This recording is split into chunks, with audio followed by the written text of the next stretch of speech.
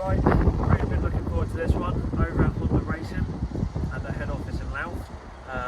Here to see Javier, as we all know him, Harv, because this is where it all started for us. So back in 2008, that's where racing and being in the British Superbike Paddock started for Express Coffee. So just want to introduce myself. I'm Tristan from Express Coffee, and this YouTube channel is where I want to talk, about business success, life goals. It doesn't matter whether you're a stuntman, a racer, a business person, or if you just want to make the most out of life. Everyone seems to have the core similarities of keeping motivated, setting goals, and that's really what this is all about. Is everyone has ups and downs. What keeps you focused? What keeps you going? And that's really what this is. What I like to listen to people and hear people's stories and see, like I say, what keeps them motivated and how they set goals and how they go through life. And so the first thing really is, where did it start for you with Honda? Wow, that's a big one. Yeah. A long time ago, Justin, a long time ago. I used to race motocross and loved it, and befriended somebody by the name of Dave Watson. And from me racing to being injured and him helping me getting right, and then me helping him, it just took off from there. Really, it was quite a surreal experience if I look back at it now, because it's just from starting off riding a Mako 440 and then a Kawasaki 500 and then helping Dave Watson with his training schools and everything else, and then get an opportunity to work with Honda UK with Ryan Hunt, Rob Herring, and so on. So that's where it all started for me. And I look back now and think, blimey, it's a big. It's quite mad to look back and just see. It doesn't always. It's not like it's fallen into place, but I didn't realise you started racing. That's how I got into it. Really, I was started motocross, and Dave's parents used to live down the road from me, and went around there one night just to, see if I could get a pair of bars because I'd crashed and bent and something or whatever, and before I know it, it just went on from one thing to another, and helped me out with a few things and tyres and God knows what else, and I broke my leg badly, sort of AMCA out of centre qualifying round, broke my leg badly, and Dave helped me get out of hospital from Shrewsbury down to Chertsey, where St Peter's Hospital, Dr Hatfield, or Mr Hatfield, straightened my leg basically, and it sort of went from there.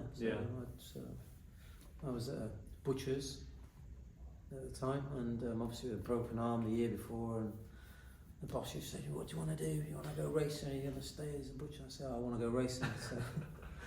It just went from there. Really, quite strange. So was it like growing up for you then? Were you pushed down that like bikes, or was that just your natural interest?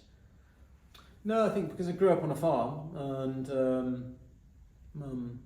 Dad sort of bred horses, had horses, and a little small stud farm in Cheltenham Kings. I had my first bike at 8 years old, a Garelli Minerelli, a cotton Minerelli, and it just went from there really, of having bikes on the farm and enjoying, having that freedom, if you like, of it on a farm and riding. And I remember my dad coming back, and I'm driving a little tractor across the field, and my dad went mad because I was only 8 years old and I was driving this little Ford 3000 across the field with a trailer on the back. And, was that just for fun or actually? No, I was taking some hay out, I think, or doing something, helping or whatever. Just got into cars, tractors, anything with anything in it to move it, drive it with an engine in it, and I was off. Yeah. And so were you like brought up to graft as well then, like obviously helping around the farm, or? I think so, but you're at such a young age then, grafting, I wouldn't say grafting, it's probably helping or more of a hindrance, I don't know, which was, 5 kids, so 4 boys and a girl, I wouldn't say it was grafting. I think we were causing more nuisance and just having fun. Having fun, yeah, definitely.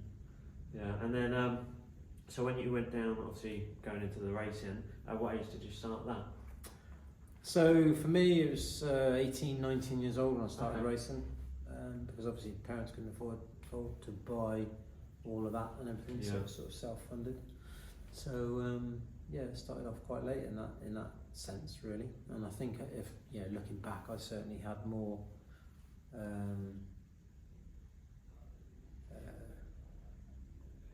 guts, determination than skill. Shall I Right. say. Okay. Yeah. Yeah. No, I always found that like me and Owen obviously doing something like the like we used to do the Bonhausen race school and stuff like that. Yeah. It's like he out of us he had the natural talent. Yeah. Is I was brave enough to just go as fast as I could, but he had the natural. He just flowed, whereas I was like very robotic and but then it was kind of that brothers sort of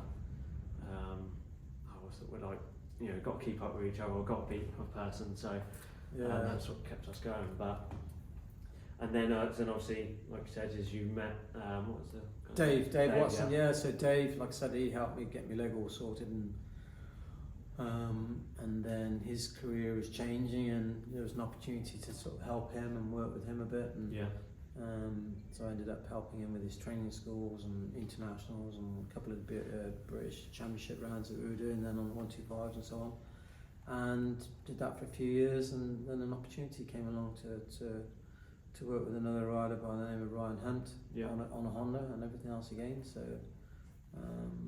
and that sort of kind of took off, and then in 1990 with Rob Heron for 3 years, in 250 Grand Prix and British Championships and everything else. And again, massive learning curve, massive everything with it really. And working, Rob was an unbelievable talented rider. Impressive. I still look back at loads of photos that people keep showing me, and I go, God, I can remember that and doing this and thinking then that like he was such a talent on a bike. So I was very lucky to be in that situation really. See, looking back now, like to thinking when you just when you first started helping, did you ever see to where you'd be now?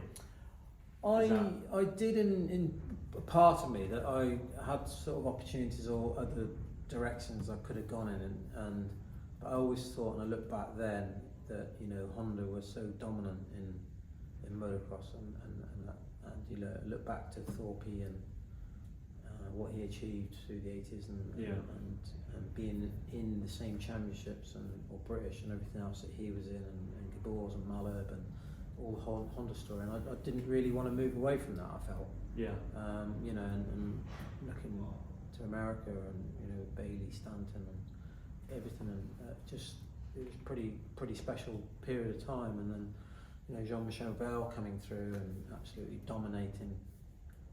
So there's a lot of experiences, and I always just thought, I want to stay with Honda, and it just worked out that way. And, part of me, I look back now thinking, oh, should I have done that? Should I have done this? It's hard to say, because the loyalty factor in both sides, if you like, is different. There's not many people now that have worked for companies for many years. People move around a lot, and for a number of reasons, for opportunities, salary, and everything else, and moving around the country or around Europe or around the world. So it's not it's different. It can be very different for a lot of people, sorry about that. That's right. It can be a little bit different for a lot of people for a number of reasons, and I turn around now and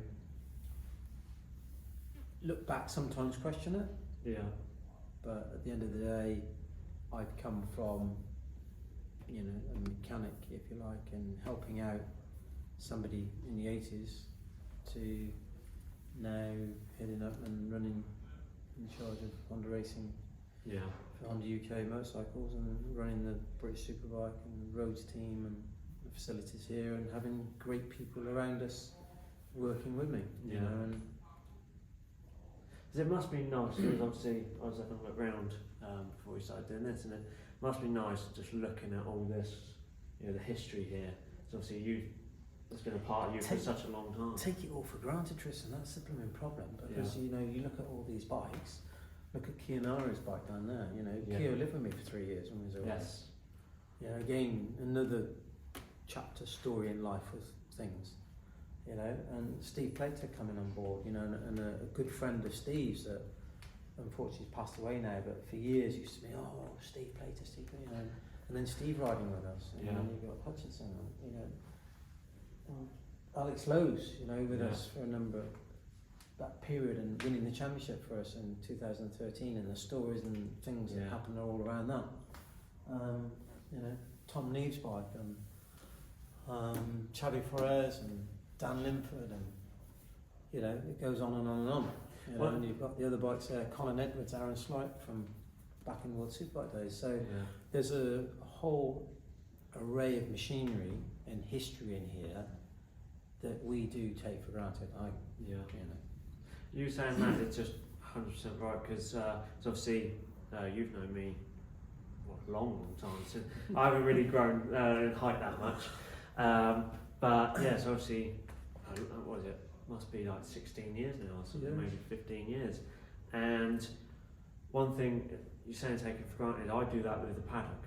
You know, I've been very fortunate enough to, you know, be able to be in the garage and just watch someone, or I was chatting to, I think it was at World last year. Some guy was just chatting to me about a coffee machine for the dealership, wherever it was, and I didn't know who he was. Just chatting to him like just a normal person, chatting away. And I said to my dad, the guy in the white t-shirt, he's like, oh, that's James Hillier. So I did not know who that was. And it's like, you know, I'm lucky enough to just chat to these people as friends or whatever it is. Whereas, like I say, some people looking once in a lifetime opportunity to go and watch a race, let alone, you know, chat to these people, watch from a garage, or, you know, been on the pits, the grid, and it's just like, it is just walking around and thinking, yeah, this is cool, back to work. It is funny you saying that, it's so true. Do take it for granted, because obviously for you it's just every day, this is what you do. That's the hard part sometimes. I say hard in the sense that you've got to, without the spectators, the fan base that the riders, the teams and everything have, we wouldn't have what we have within BSB. No. Okay, so there's one is trying to have that balance of engagement with everybody, and understand that, you know, we as a team, we are the only team in the British Superbike Championship that's owned and controlled and managed by a manufacturer. So, you know, we have excuse me. That's all right.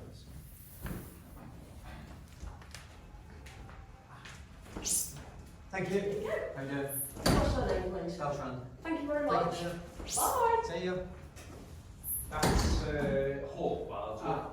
Okay. Yeah. I can stay there. All that. Yeah. Thank you. Is that one for you, Harv, or is it? What's it say on there? It's got your name on it. Does it say open it up? This is from the Racing BSB team. Open it up. See what's in there.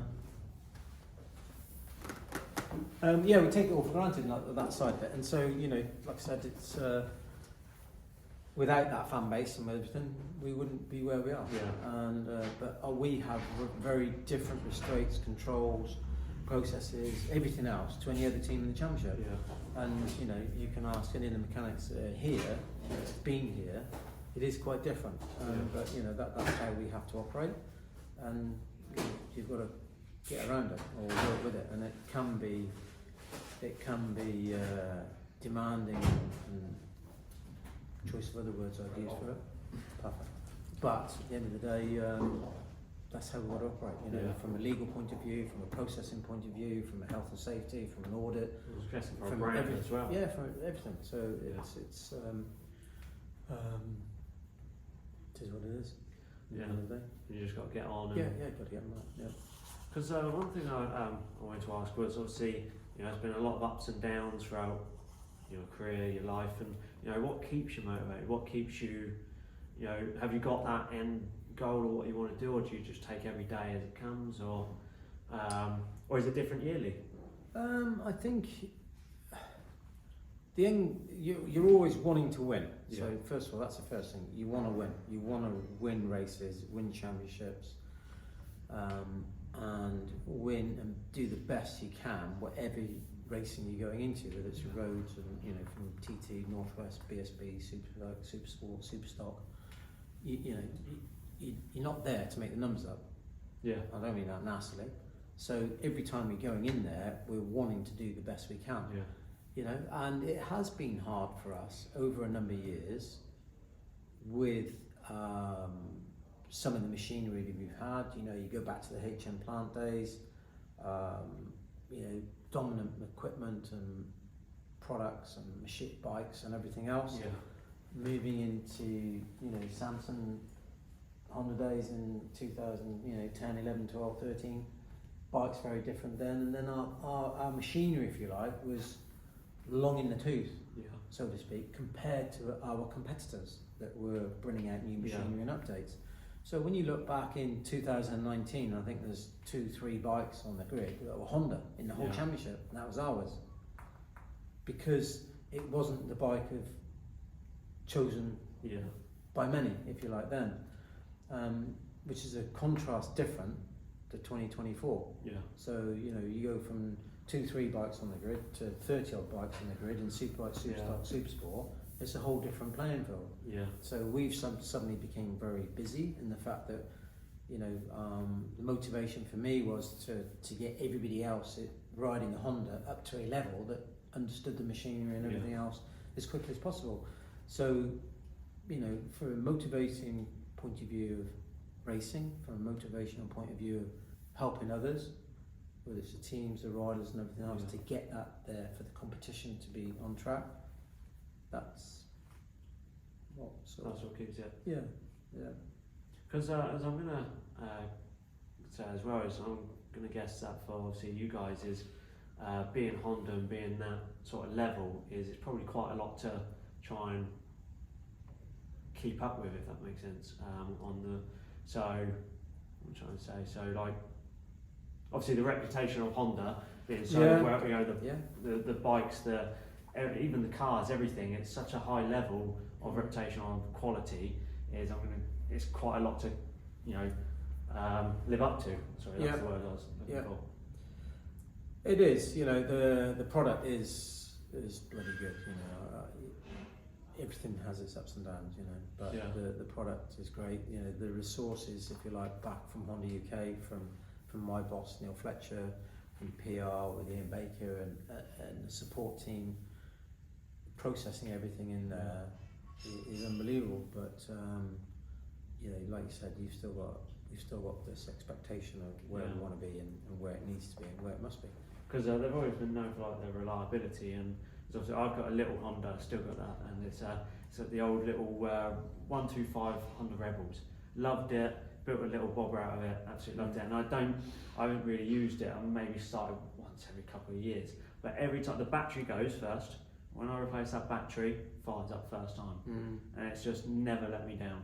I remember I did a little road trip. I went down to Dorset, so 142 miles there. My granddad lives down there, and 142 miles back. Made it the whole way. It was such a good little ride out. I loved every second of it. But and obviously we did the race course. Absolutely loved. I remember when I got onto I never did 1,000. My biggest problem, I was always so short. I struggled to hold the bikes up. So the 650 was the best I ever got to.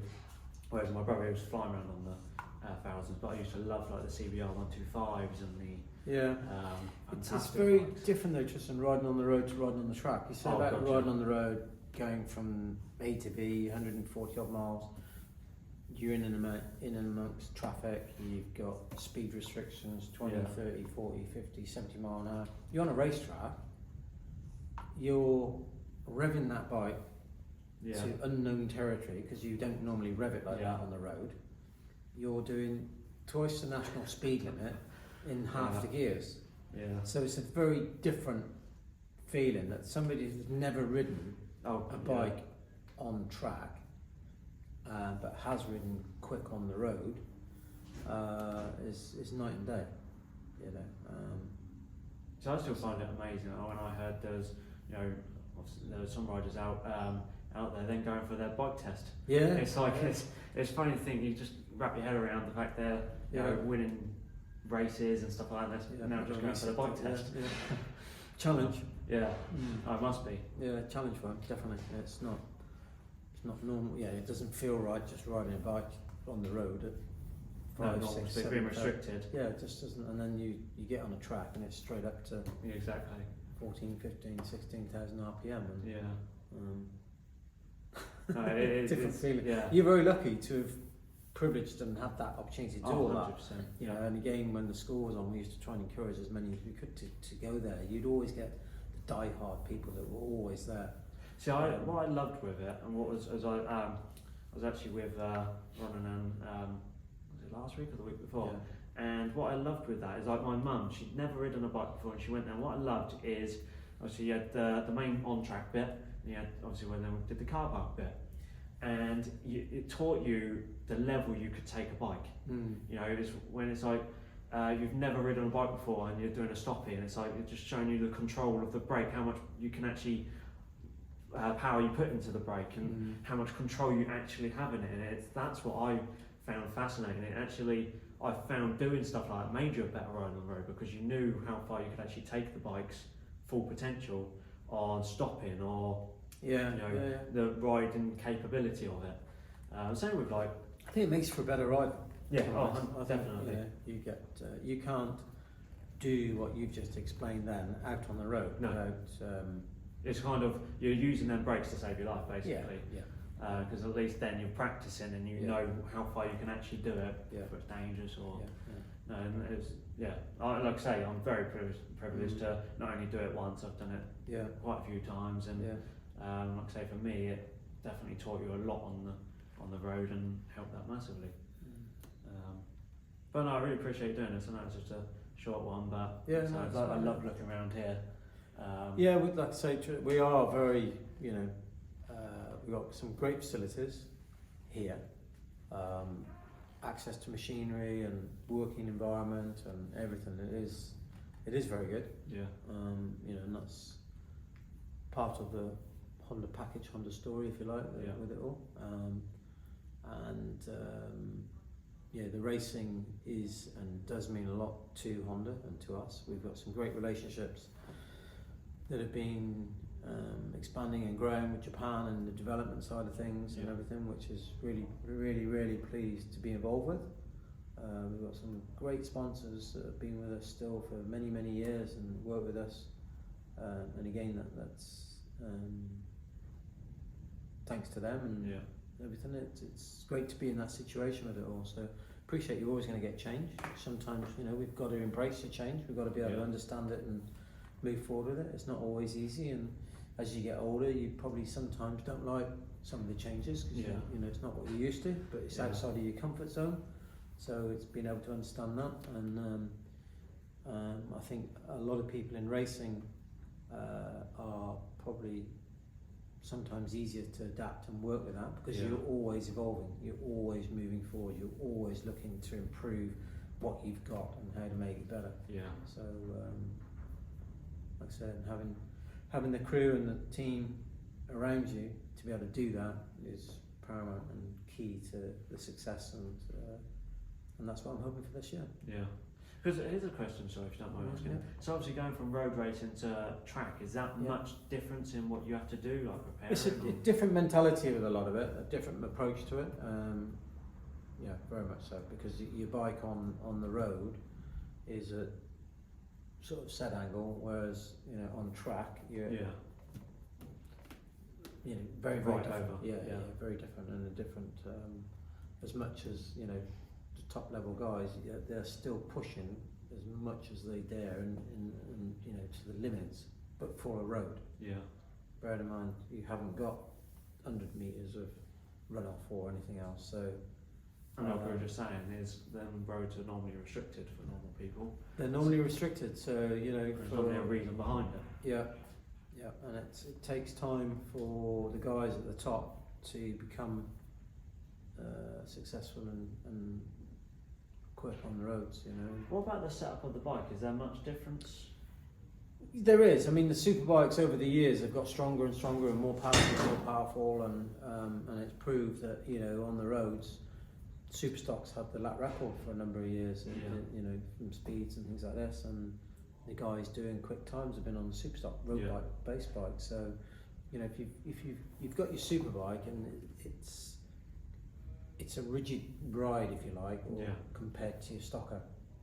And you know, on the roads, I think there's got to be that bit more give and everything else there. But at the end of the day, it's what the rider feels comfortable with that he can push and feel.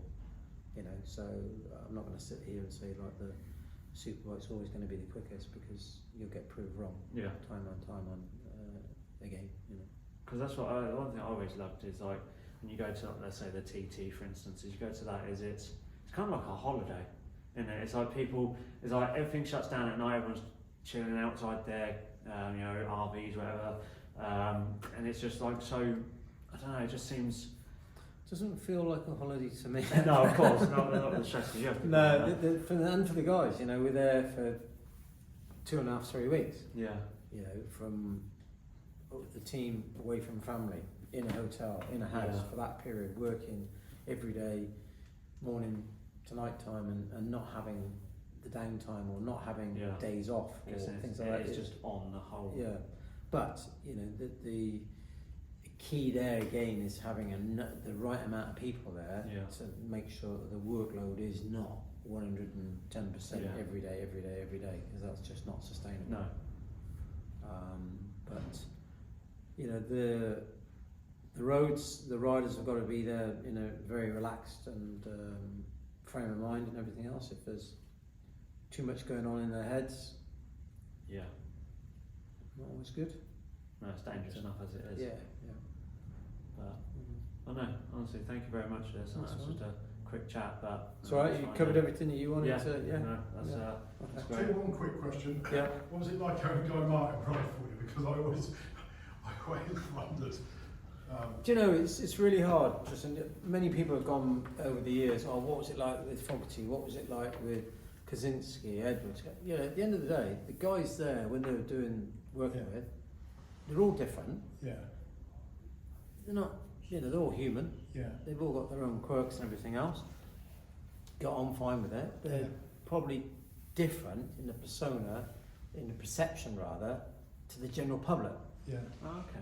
You know, but I'm not going to, you know, there's, over all the years, all the riders we've worked with, whether it been from mechanic, coordinator or whatever, coming right the way through Honda, there isn't anybody there that you turn around and you really dislike or never wanted to be see again or anything else. One of the points with Guy is because Guy's so interested in the mechanics and the getting involved with it all.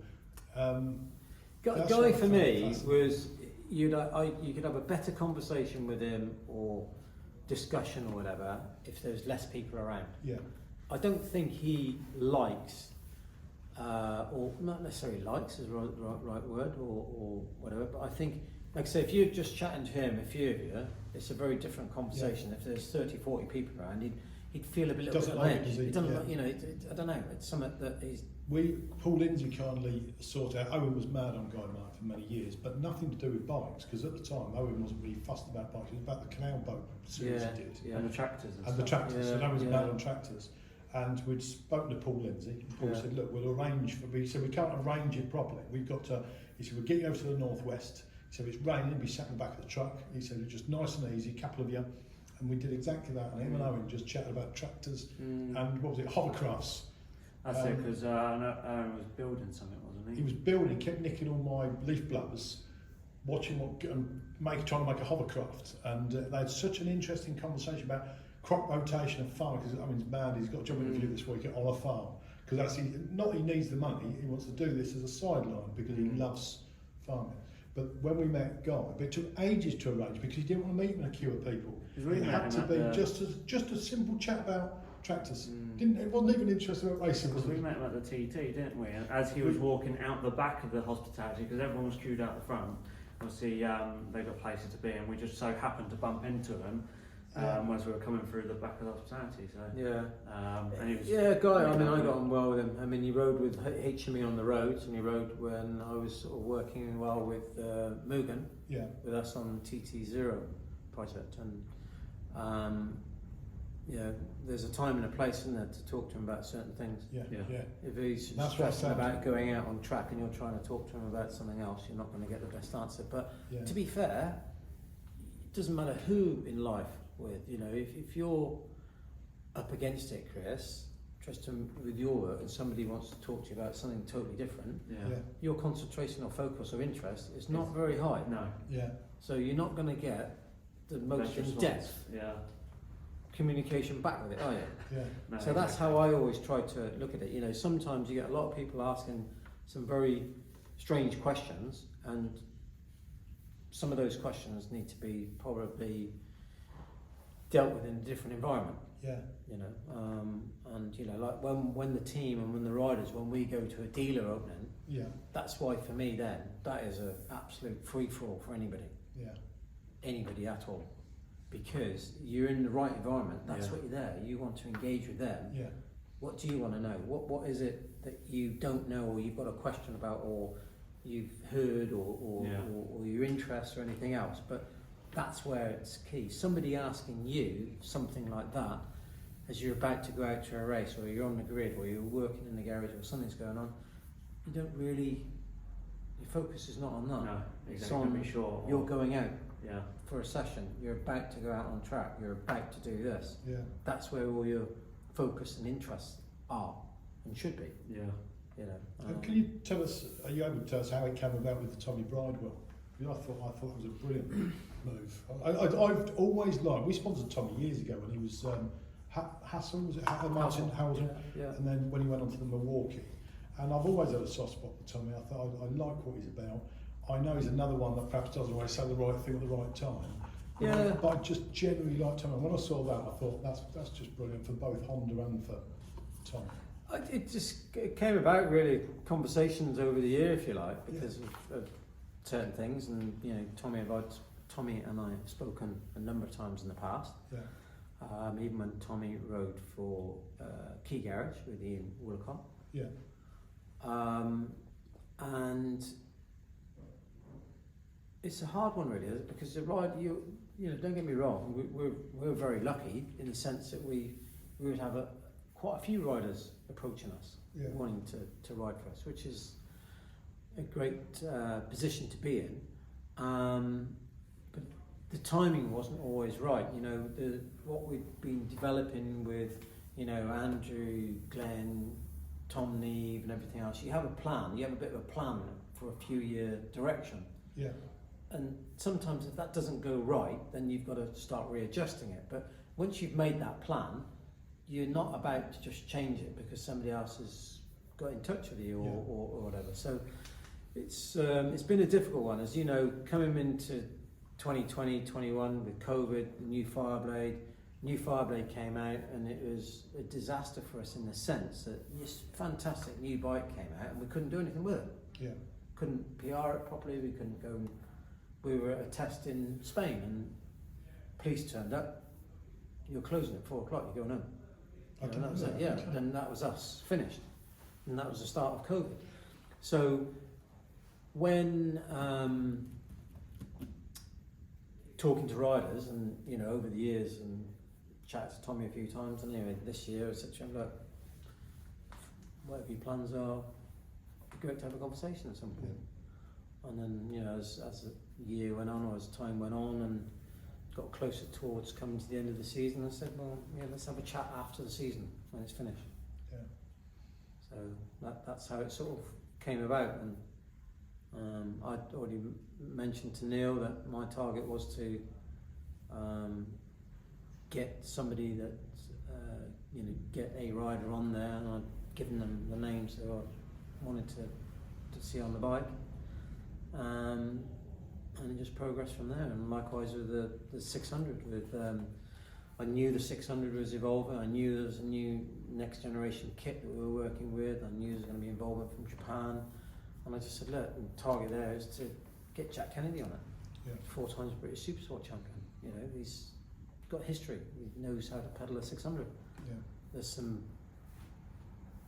risk element to it all and everything else to it, but we've got to show that's what we want to do. So So you know, I'm in a great position with Jack on there and Dean coming to us with the roads. Yeah.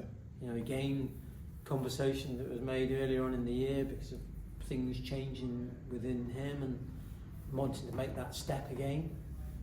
So everything came together from the roads, the 600, and there, and suddenly, big team. Yeah. A lot going on. It's nice to see. There's a lot of Hondas that are going to be a lot of so. Yeah, I didn't realise until you said earlier how many was actually on the bike and all the different. Well, you see, we've got Andrew now, Andrew Owen, Dean Harrison, Tommy Bridewell, Jack Kennedy. That's 4 in BSB. And then That'd be a tight game to get through, wouldn't it?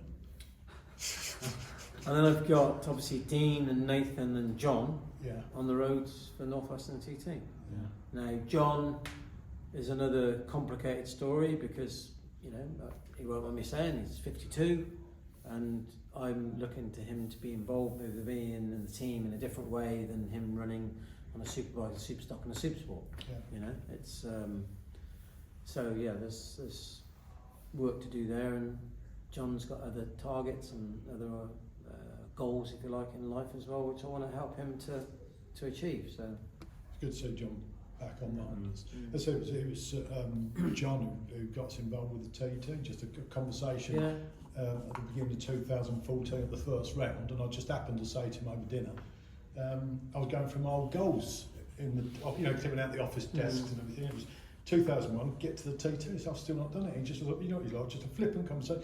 Get your flights booked, I'll sort the rest out. I was like, really? So we booked the flights, and he puts in that hotel on the front at, I forget what it's called now, but puts it in there, and we paid for it, and Sarah called us and took our details and got it all booked in, and we went over there and just was like, I always remember we got to the paddock, because we'd never been. I had to ask Fiona Cole.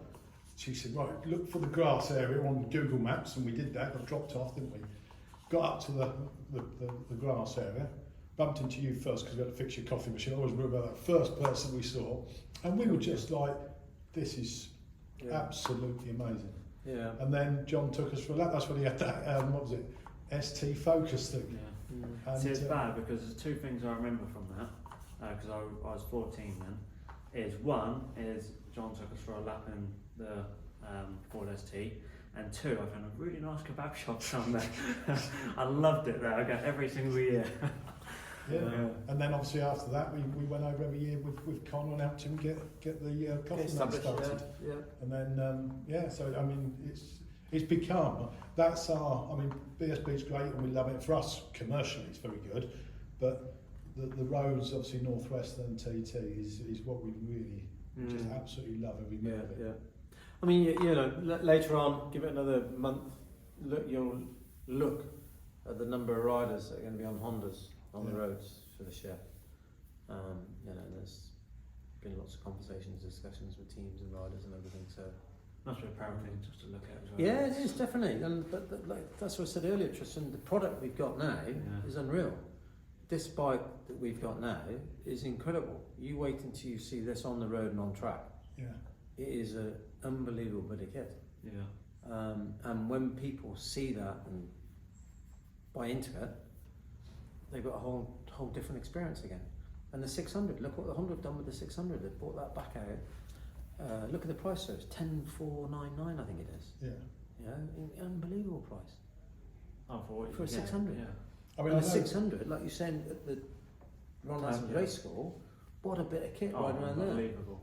yeah. You know? Yeah. I mean, I've got to say, obviously, I'm very basic with my riding skills, but when we were, as you say, doing the run as a race. Didn't Owen used to overtake on the 650? He used to have a total of 500. Sorry, that's it, yeah. So when we used to do that, as Tristan said, Owen's just a natural rider. We used to try and nick his knee sliders, didn't we? Because he's always been really scuffed and us and brand new. But he would literally be on the like he's on rails, wasn't he?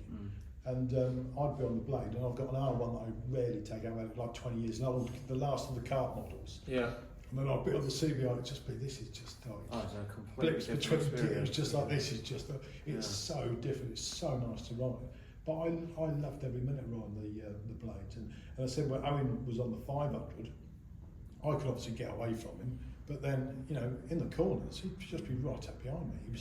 They were going to race him, and the instructors wanted to race him, didn't they? And then I think we can say this now, but we spoke to Ron and just sort of said we're going to do you remember the KTM Cup? Yeah. And KTM would go, let's have it for one round. You know, we rent it for one round as a bit of a tester. And we were going to do Donington because he knew Donington. And I was more worried about this is a dangerous old game. The plan was to try and work out how many laps he'd get in before he'd get lapped, and then bring him in, just so he could experience it and see if this was something for him. So we chatted to Ron, and they'd all said, look, you really need to race him on something. And then we chatted to Ron, and I said, will you go out with him and just tell us where we'd be, because I don't want to waste everyone's time, because he looks good here, but on track. And they went out the 500s, and first obviously I think Ron was following him, and then they came in, had a chat, and then back out they went. And Ron was sort of showing him, you know, the right lines to take everything else, and that was that. And I was in there with Leon and John, and then they came back in again and had a little conversation. Next thing Ron said to him, jump on the back, and off they've gone again. And apparently Ron, I now know, was emphasising braking, where to do, you know, and everything. You know, there'd been a few laps, all hell broke loose, red flags, everything else. And I was like, what's happened? And I think Leon had said, but your dad's crashed. It's like, no, you're laughing, yeah? He's not going to crash. And turned out he'd come off, but on the back straight. And apparently he'd sort of showboating for the camera. And apparently when Owen came in, I said, well, what happened? He said, we dropped the front, lost the front going into whatever that sort of, whatever you call it, that U-bend corner thing. He said, lost it. He said, but it was if it was in, he said, it was if it was in slow motion, as he lost it. He said, because he turned, he said, he put his arm over my leg and said something like, don't worry son, this won't hurt. And I just said, you could live off that for the rest of your life. He only had a little plays, and they sort of picked the bike up and rode it back in. And I think that goes back to what you said earlier, taking things for granted. it was because just, for him, it's just like, that happened. but again, Yeah, he said for yeah, us, But, you know, to for us it's crashing, but like as you say, Yeah. for riders and what they, you know, when they're constantly on that level of, you know, crashing's to be expected, you know, because otherwise, you know, you're always pushing those limits. I find it fascinating. I've always had so much admiration for people that race bikes, especially. Yeah, Ron's kind of special with people around there, though, isn't he? And he had such a way with people. Yeah. You know, I've not seen that, if you like, with anybody really doing what he was doing to what people are trying to do now. Yeah. But I can remember one of the Honda days years ago. Yeah. We went to Silverstone. Do you Yeah. remember? We had Yeah. it was Keogh shaking. Yeah. We all broke up and we done like quad. You remember we went Yeah. quad biking Yeah. and stuff like that.